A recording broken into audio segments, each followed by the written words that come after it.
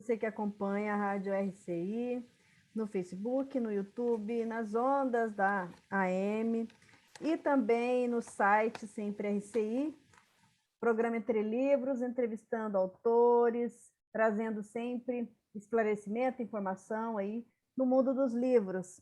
E no programa de hoje a gente vai estar recebendo o autor João Paulo Costa, ele que é graduado em psicologia, também foi técnico em instrumentos musicais. O João Paulo é voluntário da Conscienciologia e ele vai estar falando sobre a obra Manual da Consciencobaia. Quem está assistindo aí pelas redes sociais consegue ver a capa. É uma obra em coautoria com Daiane Roça.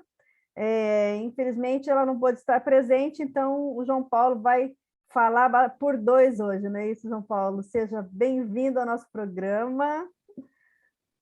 Muito obrigado, Rose. Um prazer estar aqui participando com vocês e estou aberto para a gente poder conversar assuntos conscienciológicos sobre o livro, que a gente puder, a gente ajuda. E aí a primeira pergunta, então, João Paulo, é o seguinte, é um manual da Consciencobaia, e eu queria que você explicasse o que é Consciencobaia.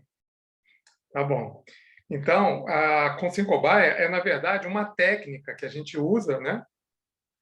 Uma técnica conscienciológica proposta pelo professor Valdo Vieira, que ela consiste em que a pessoa vá primeiro responder 2.000 perguntas de um livro, que foi um livro que o professor Valdo escreveu e lançou em 1996, e foi o livro que demorou mais tempo para ele escrever. E todo mundo, né, quem conhece as obras do professor Valdo, sabe que ele tem livros muito grossos, né? Mas esse livro não, esse livro é fino, relativamente fino. Ele tem 342 páginas de texto, só que ele tem um diferencial. É um livro de perguntas, sem respostas. Quem responde somos nós.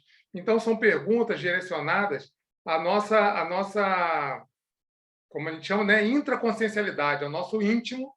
A gente lê a pergunta, a gente tem uma resposta, uma conclusão com relação àquela pergunta, e a gente dá uma nota para a gente, dentro de uma escala, né, que existe, a gente dá uma nota para aquela nossa resposta, entendeu? Nota no sentido de que a gente é mais maduro ou menos maduro com relação àquele item. Então, esse livro ele tem 2.000 perguntas. E a partir desse livro que foi criada a técnica do Consciencobaia.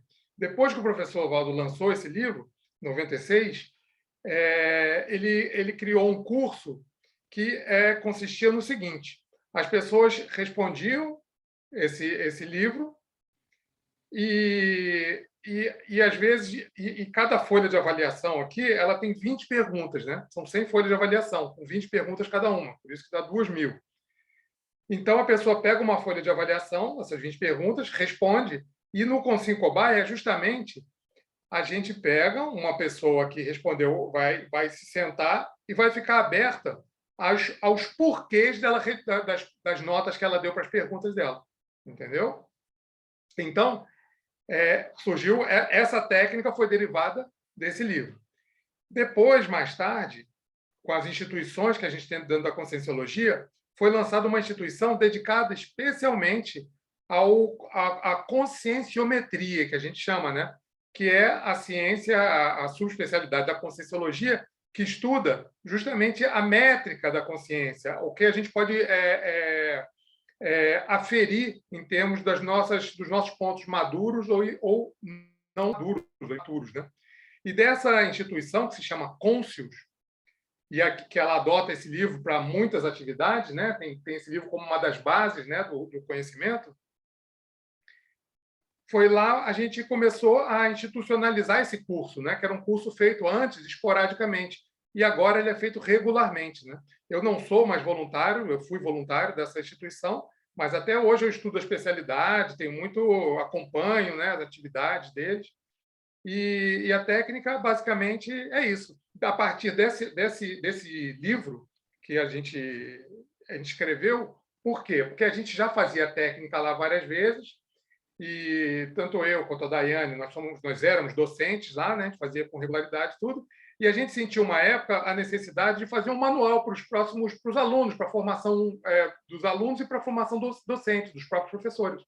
E da ideia de fazer um manual, que seria um manual interno mesmo, aí falou, mas por que não fazer um livro? Né? Começou a criar assim, corpo, né? Tendo mais consistência, a gente viu que tinha muita coisa boa para colocar e poderia ser um livro. E daí veio a ideia, e aí a gente escreveu em conjunto. A Daiane, ela é minha companheira, né? Para quem não sabe, né? Então somos coautores, e ela é minha companheira, minha esposa, minha duplista. E aí, a partir disso, foi feito o livro. Então, você pode explicar para a gente qual que é a dinâmica, né? Como é que ocorre esse Consciência Tá bom. É assim, esse livro aqui, o Conscienciograma, que eu mostrei antes, ele é um livro é um livro bem complexo, né? Responder 2.000 perguntas, você dando nota, não é uma coisa fácil. Tem gente que tem um pouco mais de facilidade, mas tem muitas pessoas que têm dificuldade. Então, o que a gente faz? A gente dá primeiro as primeiras instruções e numa tarde, a gente ajuda a pessoa a responder uma folha de avaliação, 20 perguntas. A pessoa responde aquela folha de avaliação e depois, com os integrantes do curso, tanto professores quanto os alunos, vão pegar e fazer uma sabatina na pessoa a respeito daquele tema. Aqui, ó, vou abrir aqui. Aqui, por exemplo, uma folha aqui que é da seção liderança. Tem uma folha que chama continuidade. Aí fala mobilização de consciências, ou seja, mobilização de consciências físicas ou extrafísicas, né? E aí fala o nosso grau de liderança em termos de continuidade, as atividades que a gente faz, o que a gente dá continuidade. Isso tudo são traços positivos da nossa manifestação, ou seja, trafores, né? Qualidades. E a partir daqui, que a pessoa pode escolher essa folha, como pode escolher qualquer uma das 100 folhas, ela pega, dá as notas, e aí a gente vai perguntar: qual foi a nota que você deu para a pergunta número tal? Aí a pessoa vai dar a nota. Vamos supor, eu dei uma nota 6 para a pergunta. Por que você deu uma nota 6? Aí eu vou dizer, dei a nota 6 por isso, tal, tal, tal. E as pessoas vão debater, vão perguntar, porque tudo num clima de querer ajudar a pessoa, não é querer encostar a pessoa na parede, perguntar o que ela não sabe, deixar ela constrangida. Nada disso. Ela vai responder e, com base no que ela responde, as pessoas vão comentar, mas você pensou nessas possibilidades e tal coisa, para ela, às vezes, ajustar a nota. Se a nota estiver bem ajustada, todo mundo achar que a nota está bem ajustada, beleza. Se não, podemos dar sugestão, a pessoa aceita ou não. Mas é um curso com muita participação. E é um curso que é uma técnica, né, basicamente, que as pessoas saem bem dela. Entendeu? Antigamente as pessoas tinham medo, né? Porque você está batinado, um monte de gente perguntando coisa para você no centro, parece o Roda Viva, não tem aquele programa Roda Viva? É mais ou menos aquilo, né? Só que não é uma roda completa, é meia lua, né? As pessoas ficam em volta na sua frente. Mas hoje em dia, as pessoas já não têm mais medo. O curso ele é feito de uma forma muito madura e as pessoas saem de lá se sentindo bem. Por mais que às vezes fale de coisas que não sejam maduras para ela, às vezes a pessoa responde coisas de uma folha que ela não se sente muito madura naquilo. A pessoa se sente bem no final, porque é feito com uma técnica, com uma tecnicidade e com um senso de assistencialidade que é para a pessoa se sentir bem. A pessoa se sente bem, mesmo que ela saia de lá com críticas, coisas que ela vai querer progredir, melhorar, refletir, ela se sente bem. Então, a técnica consta dessa maneira. Então, normalmente, eu não sei como é que está agora, mas normalmente a gente fazia, a cada tarde, fazia 3 pessoas e fazia essa técnica uma vez ao mês lá na instituição. Agora, detalhando um pouquinho mais, que tipo de pergunta vocês fazem para a pessoa? Vamos supor,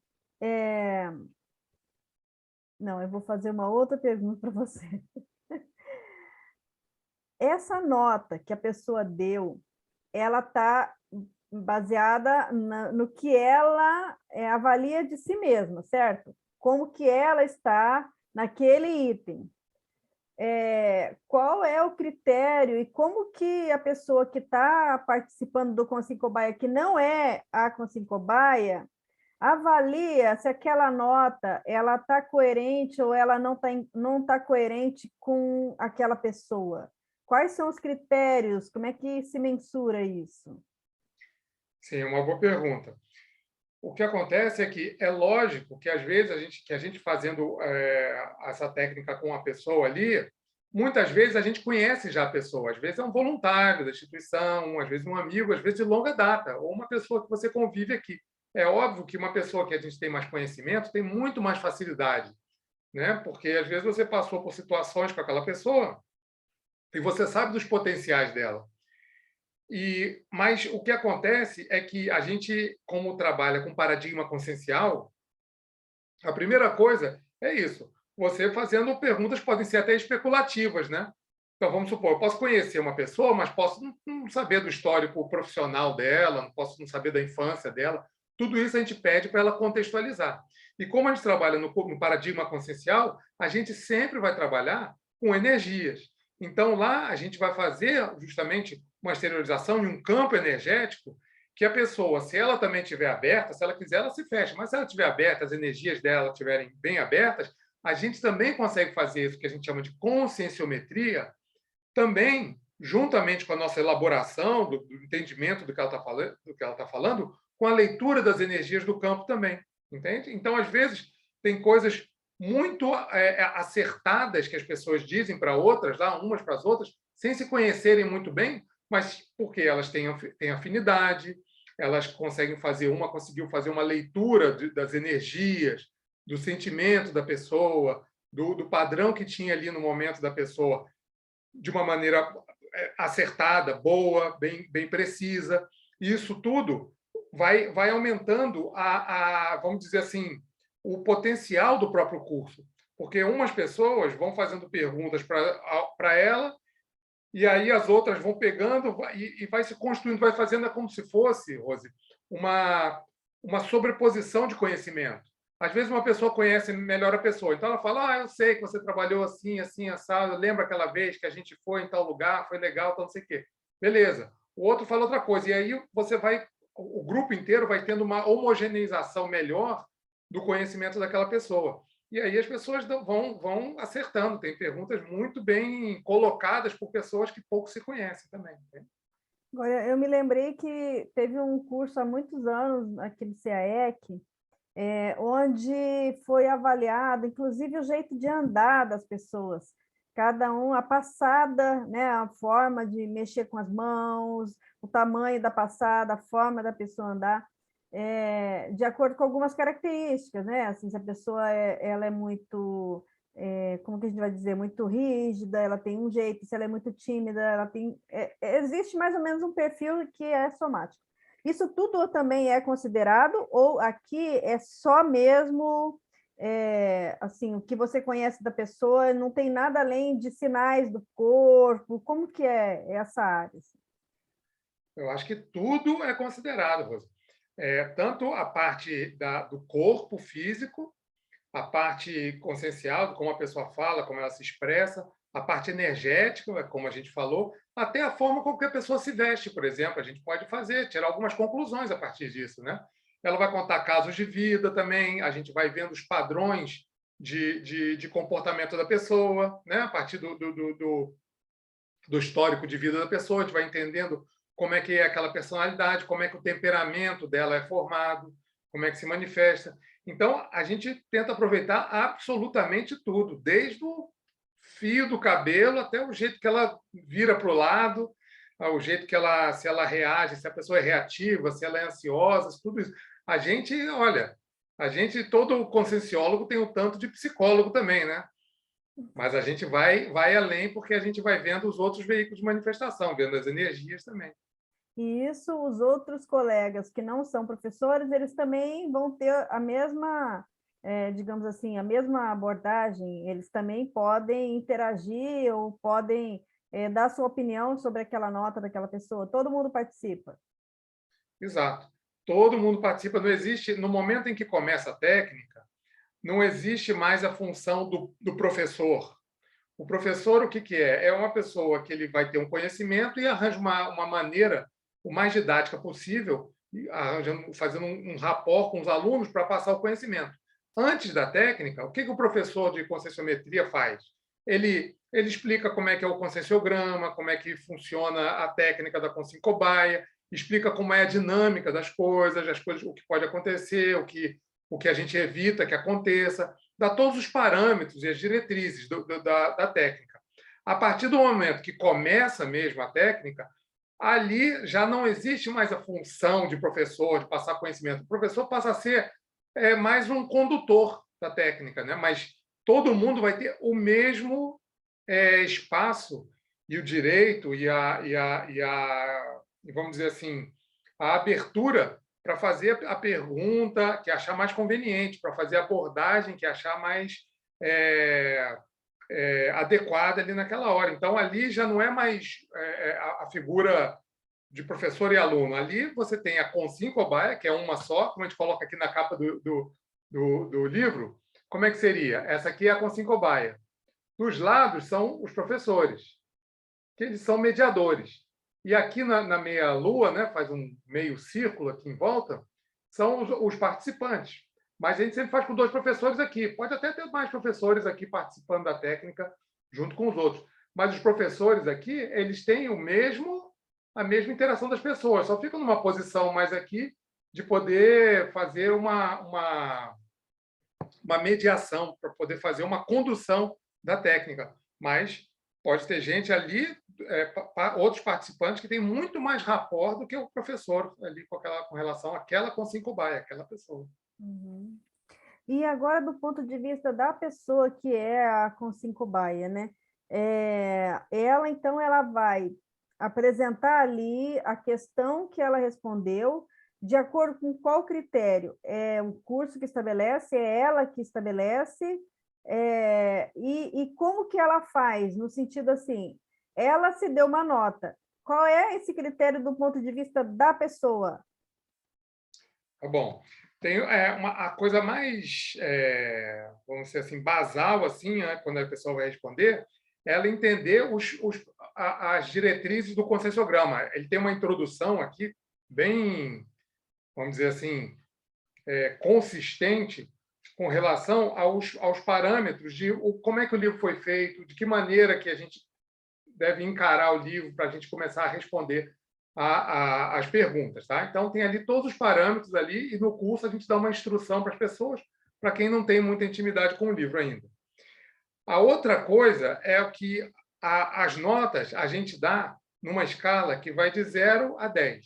Aí vão perguntar, mas como? Em cima de quê? O que é um 0? O que é um 10? A gente tem, na Conscienciologia, uma escala que se chama Escala Evolutiva das Consciências. Nessa escala estão dissecadas algumas consciências que a gente tem como parâmetro em níveis evolutivos cada vez mais evoluídos. A partir do que a gente entende, do máximo, do mínimo e do intermédio, de um ponto a outro, a partir dali que a gente dá as notas, entendeu? É complexo eu explicar isso agora, para quem não conhece, né?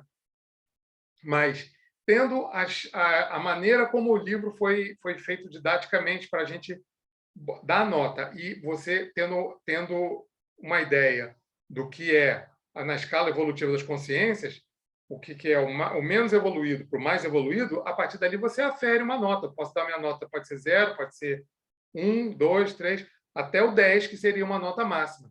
O que é uma coisa perfeitamente possível. Você tem um traço, em alguns traços da sua manifestação, notas muito altas. E também pode ser notas muito baixas. O bacana é a gente entender o grau do nosso grau de evolução, se as coisas estão muito desniveladas uma coisa com a outra, né? É aquela coisa da pessoa que ela é muito madura em uma coisa e muito imatura em outra coisa. O que a gente quer? A gente quer mais ou menos, a gente quer evoluir, mas a gente não quer, a gente sabe que não dá para ter tudo no mesmo grau exato de evolução. Só que quando tem uma coisa muito díspare para baixo, por exemplo, o ideal é você ir naquilo que aquilo pode acabar puxando outras coisas para baixo. Ir naquilo e trabalhar aquilo, reciclar aquilo, reperspectivar aquilo, para ter uma coisa o mais assim nivelada possível. Totalmente nivelada é possível? Totalmente nivelada? É muito difícil, né? Mas a gente tenta nivelar para a gente ficar de uma maneira o mais coerente um traço com o outro da nossa personalidade. Ok, a gente vai então agora abrir um espacinho aqui, um intervalo para os nossos comerciais e retornaremos daqui a pouquinho. Programa Entre Livros. Apresentação Rosimeire Salles. Voltamos a apresentar Programa Entre Livros. Apresentação Rosimeire Salles. Estamos com o autor João Paulo Costa e a obra de hoje é Manual da Consim Cobaia. Nós estamos falando então do ponto de vista da pessoa que se coloca enquanto Consim Cobaia. Vocês colocam aqui, João Paulo, algumas questões que têm relação também com a psicologia, por exemplo, a janela de Johari, né? O próprio feedback. Eu queria que você falasse um pouquinho mais assim dessa abordagem, né? Porque a gente tem a psicologia enquanto uma ciência que estuda a nossa manifestação desde o nascimento, né? E como é que é esse aproveitamento, ou a pessoa que não entende nada da psicologia, como é que ela aproveita aí como que eu vou dizer, teorias ou essas práticas da psicologia? Sim. O que acontece é que, realmente, a ciência, a psicologia como ciência, ela tem uma limitação dentro do paradigma materialista, convencional, que a gente conhece, né? Ou seja, desde que a pessoa nasce até quando ela morre, dessoma. Mas a gente, quando faz os cursos lá na Consus, né? Repetindo, eu não sou mais voluntário de lá, mas eu ajudei e participei do crescimento, dos cursos, as coisas todas. O que acontece? Com o tempo, foram se agregando algumas técnicas. Por exemplo, você falou da técnica da janela de Johari. É uma técnica psicológica, foi elaborada por 2 psicólogos mesmo, e ela é muito usada em ambientes corporativos, empresas, né? O que acontece? Quando você pega uma técnica assim, você vê alguma coisa que pode agregar, né, elementos para as técnicas que a gente usa na Conscienciologia, por que não usar? Então, isso foi acontecendo com o tempo nos cursos da Conscius. E, né, vem acontecendo nos cursos da Conscienciologia de uma maneira geral. A gente tem um paradigma consciencial, tem uma ciência que a gente trabalha com um paradigma bem mais amplo, né, não é só materialista, mas tem coisas na ciência convencional, na psicologia, na medicina, na biologia, na história, que tudo isso você pode aproveitar e usar. Então, isso, a janela de Johari, por exemplo, que você pegou de exemplo, é uma técnica que a gente já usava num curso lá da Conscius, um curso longo, né, que não era esse curso. E aí, o que aconteceu? A gente pegou, como esse aqui era para ser um manual para a própria instituição, a gente pegou, poxa, vamos usar isso aí, que ele é muito bem aplicado ali. Não foi nem a gente que usou isso. Na época foi um voluntário também, que já não está mais lá, foi o João Aurélio, um amigo nosso, que ele trouxe isso, vamos colocar isso aqui num curso e tal. E a gente, na hora, falou, olha, vamos usar aquela técnica que ele trouxe, que a gente usa lá, e pode agregar. Ou seja, a gente agrega coisas que, às vezes, têm uma visão materialista. Só que a gente usa aquilo no paradigma consciencial, a gente vai expandir aquilo, a gente vai usar aquilo até, às vezes, o limite que dá, né? Mas tem vários elementos de psicologia aí que são preciosos, assim, que ajudam a gente a entender e aumentar a compreensão até da conscienciometria. Lembrando que a conscienciometria é muito mais ampla que a psicologia pelo próprio paradigma. Agora, você falando assim para os professores, principalmente, ter essa noção ajuda muito, né? Agora, para quem está ali como participante e que pode ser sorteado, né, para ser o Consim Cobaia, às vezes a pessoa não tem essa noção. E para poder fazer o feedback, também tem técnica para isso, né? Como é que vocês fazem na hora? Treinado, é dado, por exemplo, consignas de alguma carta, ou assim, como que a gente chama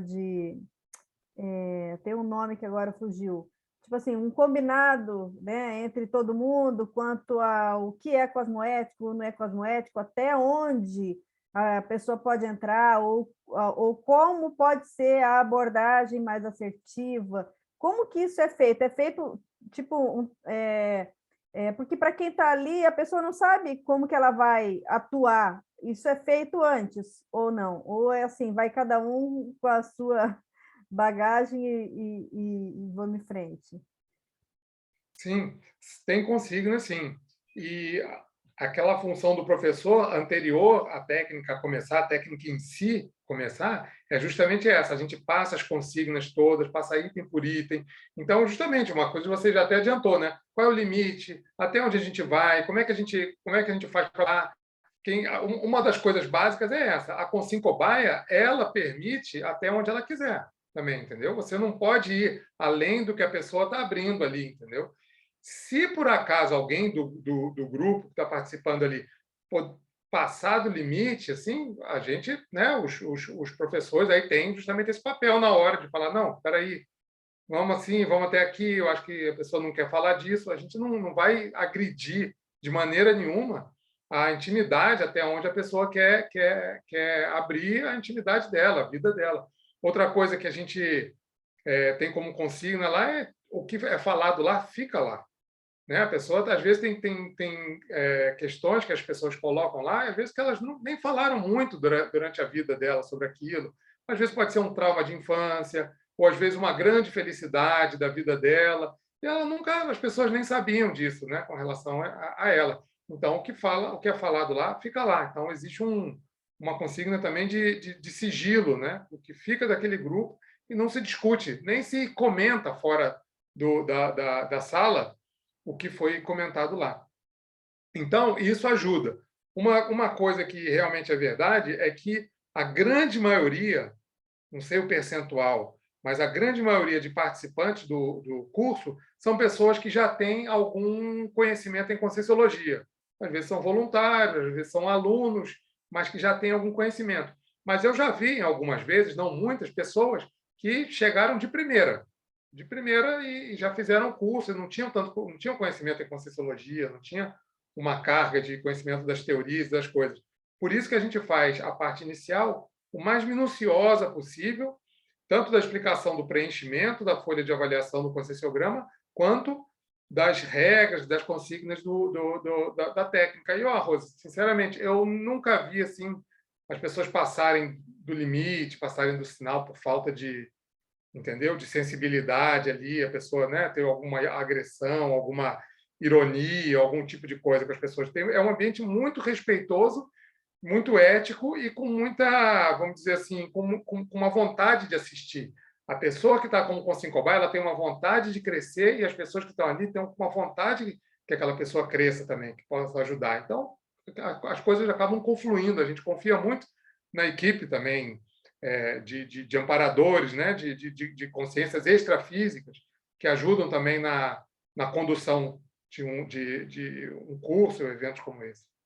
Então, na verdade, a pessoa, você falou aí, ela não vai estar falando especificamente sobre o conscienciograma e sobre a sua autoavaliação, ela vai estar falando da sua vida, vai estar falando da sua consciência, é muito mais do que responder pergunta do conscienciograma, né? O conscienciograma ele tem perguntas muito profundas, mas quando a pessoa responde aquilo, ela entra numa, vamos dizer assim, numa linha de pensamento dela, se ela for aprofundando aquilo dentro dela, é um universo muito grande, né, de cada pessoa. Então, às vezes, uma pergunta simples ali do conscienciograma fala: qual é o seu nível de coragem na hora de falar em público, por exemplo? Uma coisa assim, não existe essa pergunta lá, estou elaborando aqui agora. Mas aí, aquilo, a pessoa, ela começa a aprofundar, digamos que ela não tenha tanta coragem de falar em público, e ela começa a aprofundar, ela vê que minha nota seria 3. Mas por que eu tenho essa nota 3? Foi sempre assim? Ou não, quando eu era criança eu era extrovertido e agora não gosto de falar em público, tenho medo. Por que o meu medo? Aí vai de cada um o grau de aprofundamento. Aí por que o meu medo? Porque eu passei uma vergonha, porque eu tenho trauma. Não, porque eu acho que eu tenho um trauma, mas é um trauma de outra vida, que assim eu nem sei explicar direito esse trauma. Ou então, porque eu sou muito catastrófico. Enfim, a gente vai aprofundando. Cada um vai ter um nível de aprofundamento melhor. As pessoas que estão ali participando vão ajudar até, às vezes, essa pessoa a se aprofundar em mais camadas, até onde ela permitir, até onde ela quiser, né? Mas é um universo muito amplo. Quem conhece o conscienciograma, quem começa a responder, ela vê. Tanto que quem leva a sério, nem dá para responder uma vez só o conscienciograma. Na segunda vez, você já vai para uma outra camada, você já tem sinapses novas contra você mesmo, né? Você vai mergulhando na sua intimidade de uma maneira que você vai conhecendo coisas que você não conhecia de si. Você vai fazendo perguntas que você nunca tinha feito sobre si. Isso é fascinante.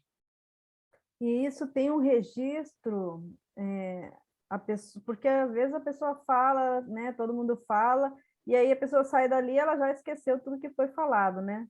É registrado, é passado para a pessoa.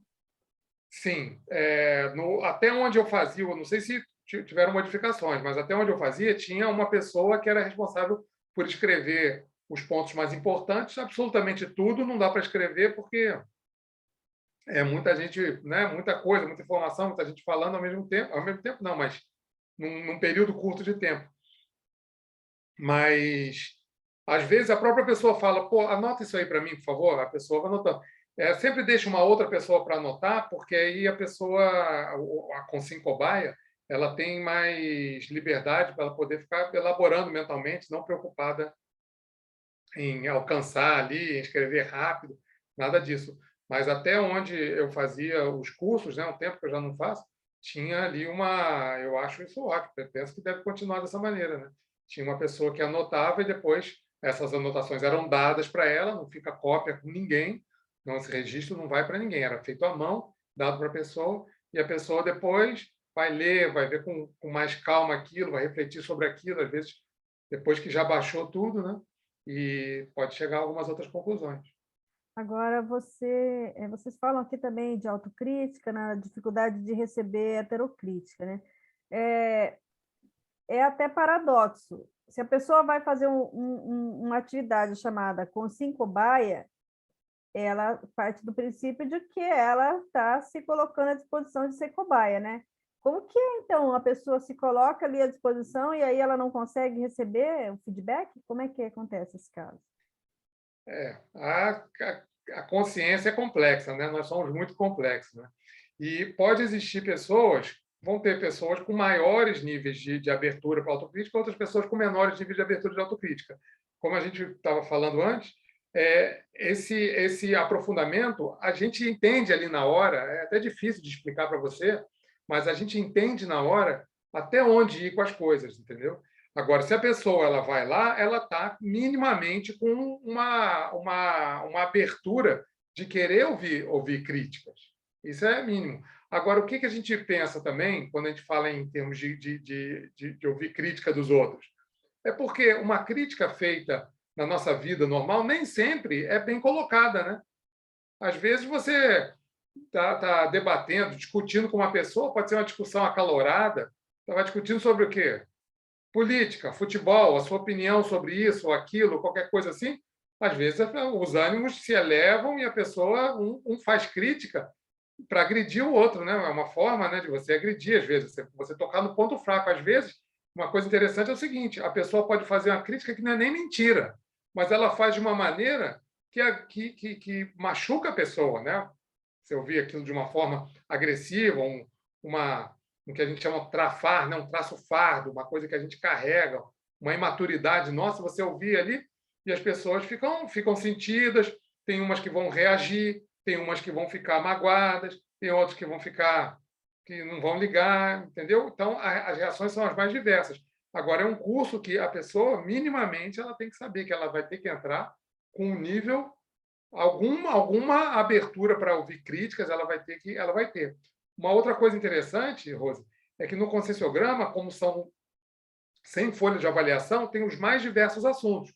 Eu posso abrir uma folha e responder de uma folha que seja uma qualidade minha, ou seja, tranquilo, sim, é uma coisa que as pessoas vão falar e eu sou seguro de que eu sou bom naquilo, eu sou bem resolvido naquilo, é tranquilo. Mas eu posso querer também enfiar o dedo na minha própria ferida e pegar uma folha que seja de uma coisa que seja um traço fardo para mim, uma coisa que não seja uma qualidade, seja uma coisa difícil para mim, carregada. isso vai ser, é lógico que vai ser, se eu estou me disponibilizando a mexer com uma coisa mais delicada da minha vida, um calcanhar de Aquiles ali, uma ferida que eu estou abrindo para as pessoas, vai ser mais difícil. Agora, o curso ele existe justamente para isso, para pegar pontos que às vezes são difíceis para a pessoa e desdramatizar aquilo, não é fingir que não existe, é desdramatizar, é mostrar a face daquilo e mostrar para a pessoa de que formas, ajudar ela a elaborar de que formas ela pode superar aquilo.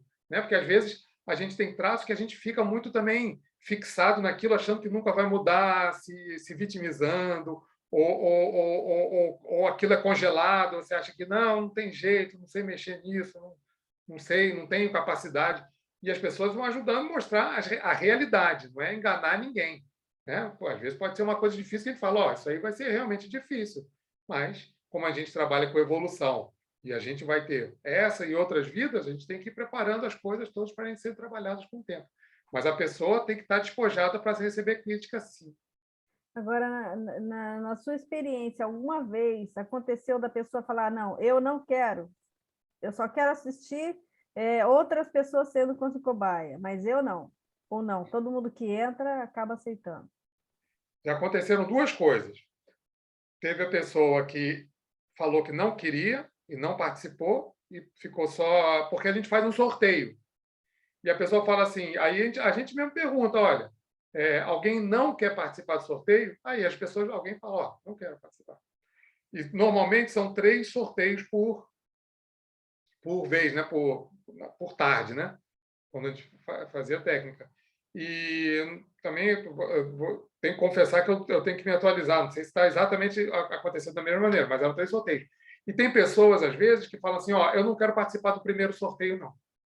Aí ela vê, aí tem o primeiro sorteio, aí a pessoa participa, ali uma outra pessoa, né? Aí essa que não quis participar vai, observa, participa também, vê, e depois ela fala, aí a gente vai, vamos fazer o segundo sorteio. Aí você quer participar? Quem não participou quer participar? E às vezes a pessoa, na maioria das vezes, a pessoa aceita já em seguida, depois que ela vê, depois que ela entende como é que funcionam as coisas, vê que não é nenhum bicho de 7 cabeças, ela fala, não, pode colocar meu nome aí que eu vou participar dessa vez. Então tem das duas coisas, mas eu já vi gente que não quis participar de forma nenhuma. Já vi sim. Muito bem, estamos aqui falando então sobre o manual da Consim Cobaia e a gente vai continuar daqui a pouquinho, depois dos nossos comerciais. Programa Entre Livros. Apresentação Rosimeire Salles.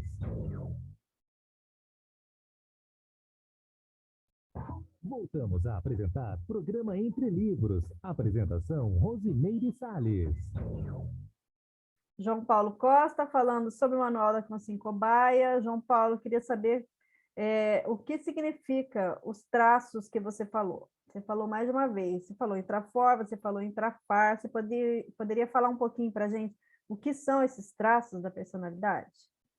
Claro. Isso também, como a gente estava conversando antes, traços, a psicologia também estuda, né? Então, a gente tem traços de personalidade, que são, assim, milhares, milhões, não sei, é difícil dizer quantos, né?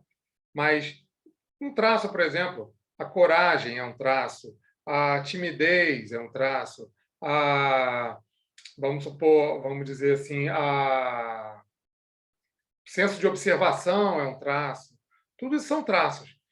E a gente tem traços que podem ser qualificados em traços bons ou traços ruins.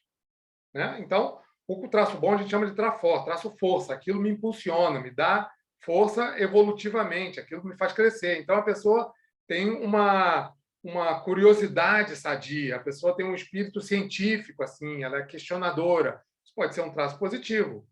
Mas a pessoa, às vezes, pode ter um traço curioso, mas curioso da vida dos outros. Aí já é um traço negativo, né? A pessoa faz fofoca, quer saber da vida dos outros, quer saber de coisas que não interessam, não acrescentam em nada, e às vezes fica se metendo em coisas que não fazem parte dali da vida dela. Né?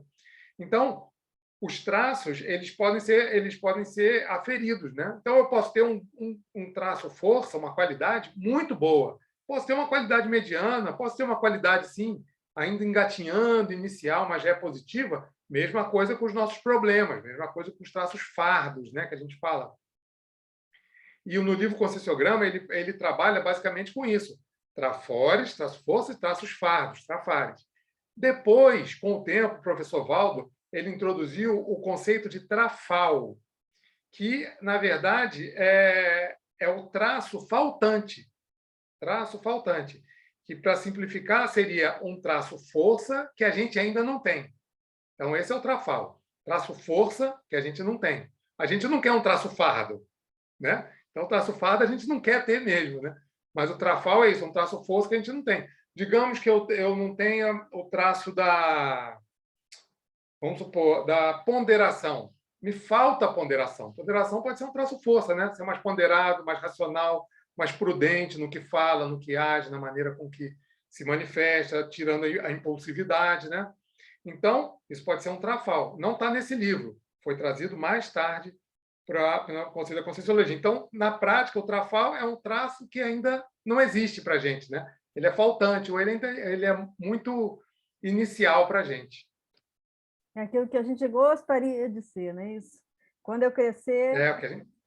Exatamente, exatamente. E aí, como é que você distingue os traços do temperamento da pessoa? O que é o temperamento? Sim. O temperamento é um elemento que a gente diz que é paragenético. O que é paragenético? A gente sabe o que é genética, né? São aquelas características biológicas que a gente herda dos nossos pais, da nossa família, da nossa linha familiar ali. E o que é paragenética, que é estudado pela Conscienciologia?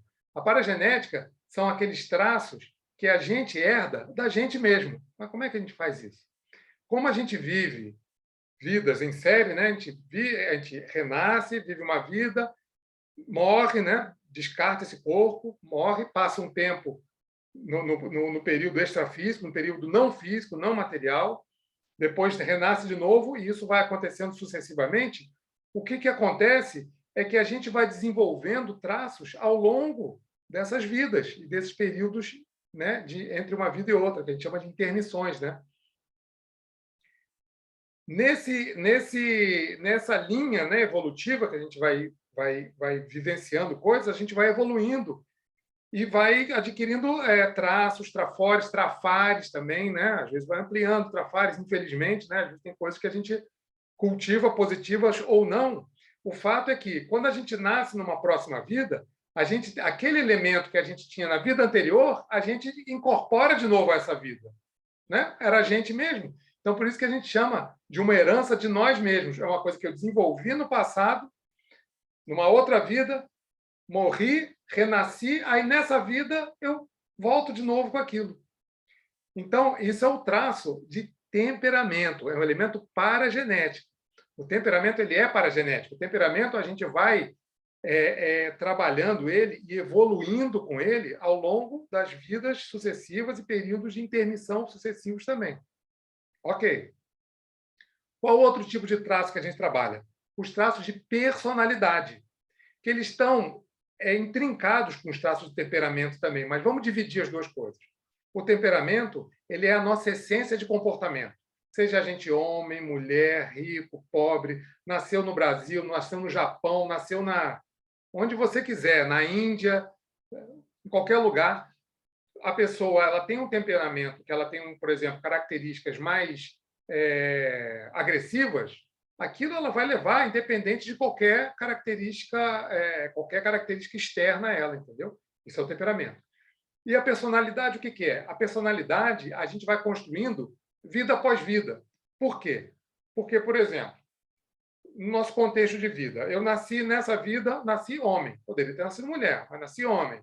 Nasci no Brasil, nasci no Rio de Janeiro, nasci com uma família específica.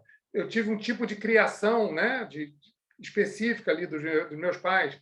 Eu tive uma cultura no meu entorno, eu tive uma classe social, o bairro que eu nasci, tudo isso ele vai construindo a nossa personalidade, que ela mais ou menos tem uma validade dessa vida, entendeu? Mas ela é feita a partir das nossas relações do temperamento, né, que é a base, que é a raiz disso, e a partir daquilo eu vou construindo a minha personalidade. Numa próxima vida, digamos que eu vá nascer mulher na Indonésia, vamos supor, uma família super religiosa, eu vou ter características daquela cultura ali que eu vou ter que absorver, mas eu vou ter também as características inerentes ao meu temperamento, que aí são coisas personalíssimas. É aquele negócio. Tem dois gêmeos univitelinos. Os gêmeos univitelinos, eles nascem com 100% da genética igual, similar, mesma coisa. Por que que um é diferente do outro? Se eles tiverem a mesma criação, nascem, né? Nasceram mesmo dia, mesma hora, da mesma mãe, têm as mesmas, praticamente as mesmas experiências, assim, muito próprias. Por que que eles são diferentes? Não é por causa da personalidade deles exatamente, mas é mais por causa do temperamento deles. Isso que deixa cada vez eles mais diferentes, é o que mostra a diferença entre um e outro. A psicologia estuda isso um tempão e tenta, é uma das coisas que ela tenta ficar explicando, mas também dá muita volta, né? Então, os traços são basicamente esses. Traços mais sólidos, que são os traços de temperamento, e os traços que são mais, vamos dizer assim, mais passageiros, que são os traços de personalidade, de acordo com as condições de vida que a gente tem em cada renascimento. Agora, vocês falam aqui também dos atributos. Aí, qual que seria a diferença, então, dos atributos para os traços, para o temperamento? Tá. A gente tem, a gente estuda, né, na Conscienciologia que a gente tem 4 corpos de manifestação. O físico, esse aqui, que é o mais bruto, né, vamos dizer assim, né, mais sólido, né, material. A gente tem o corpo energético, as nossas energias todas, o conjunto das nossas energias é o nosso corpo energético. E a gente tem o corpo psíquico, que é o psicossoma, né, que é o corpo das nossas emoções. Então, o nosso conjunto de emoções característicos é o nosso corpo de emoções. E a gente tem o corpo mental, que é o mais sofisticado de todos. A ponta mais rústica é o corpo físico e a ponta mais sofisticada é o corpo mental, que é o mental soma. No mental soma está ali o que a gente tem de melhor e mais sofisticado, em termos de elaboração, de entendimento evolutivo, de entendimento de teórico, de entendimento prático, entendeu? Não é só teórico, não, ele é teórico prático. Ele é esses atributos que levam, que impulsionam mais a gente para a evolução. Então, um atributo, ele é como se fosse características do nosso corpo mental, do nosso mental soma.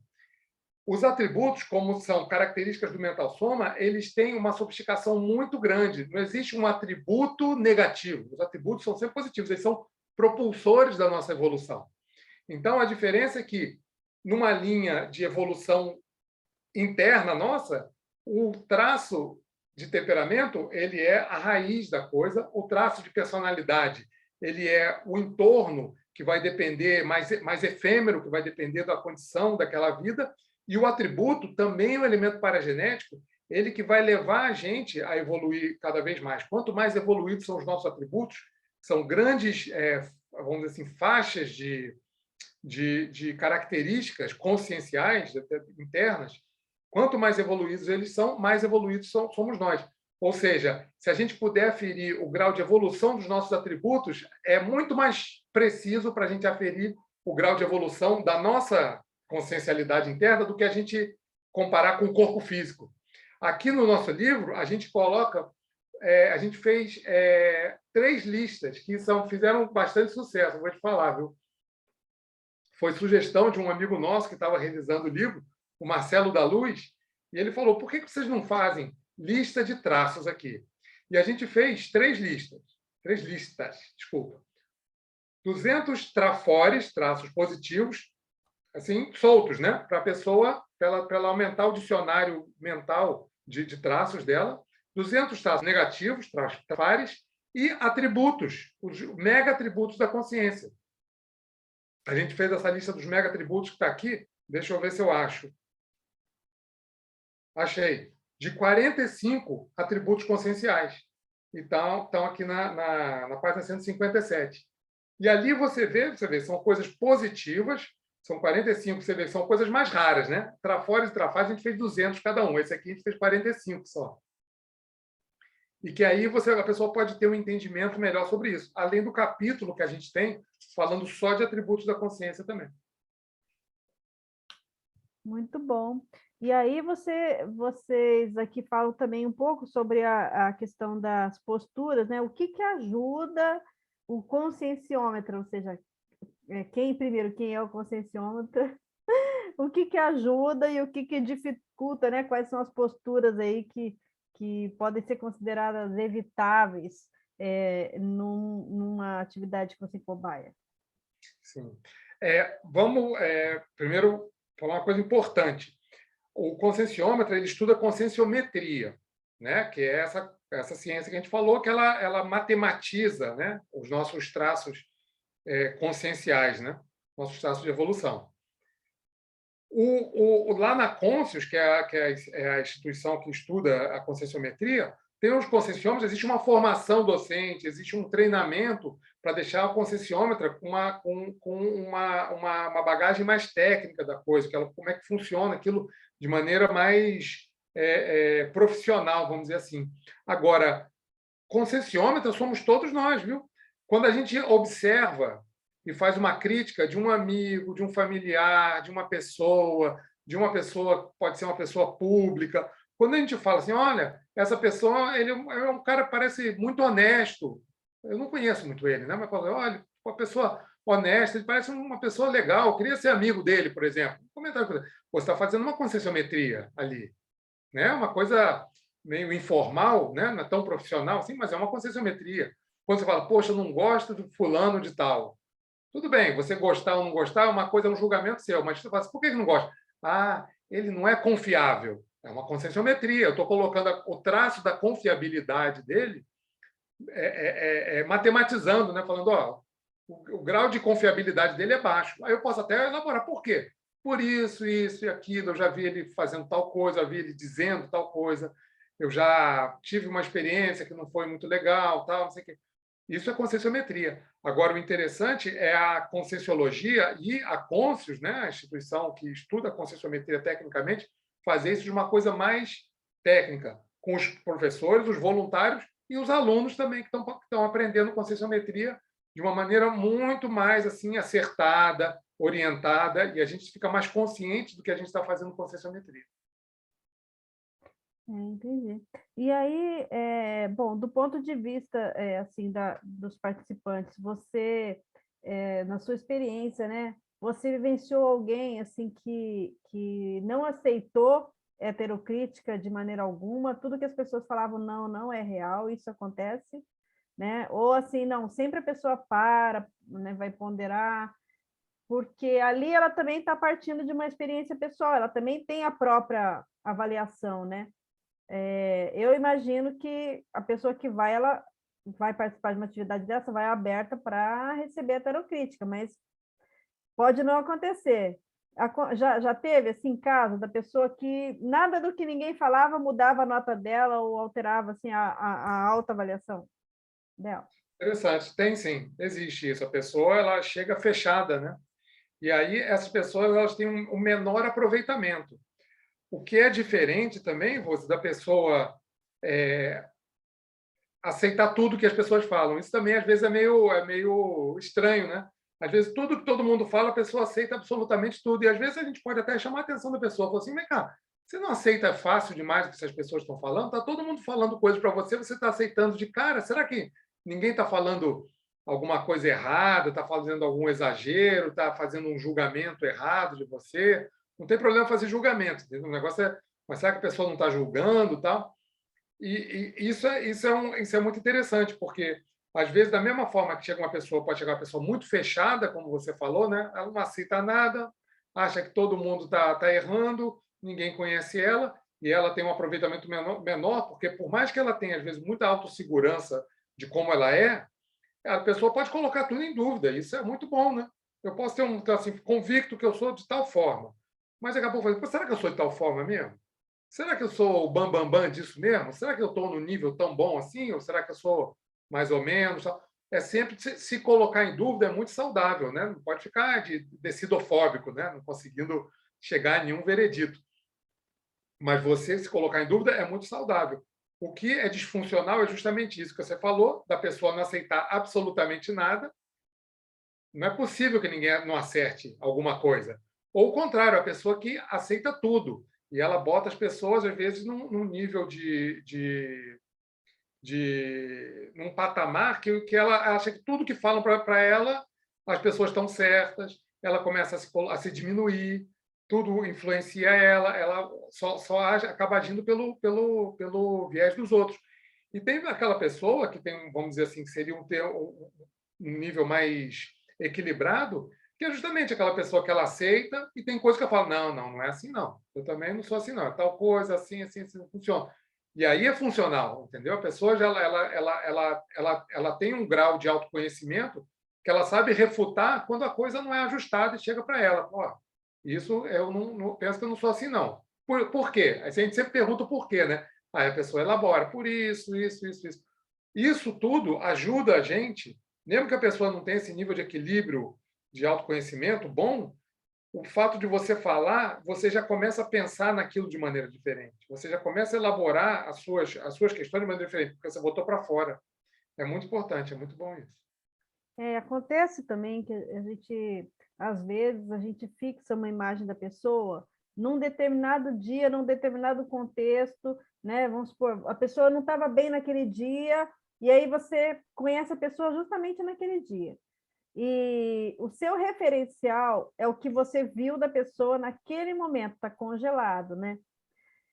Acontece também isso, né? De chegar lá na hora de fazer uma avaliação, você fazer uma avaliação de acordo com aquele fato e não com o que a pessoa é, né?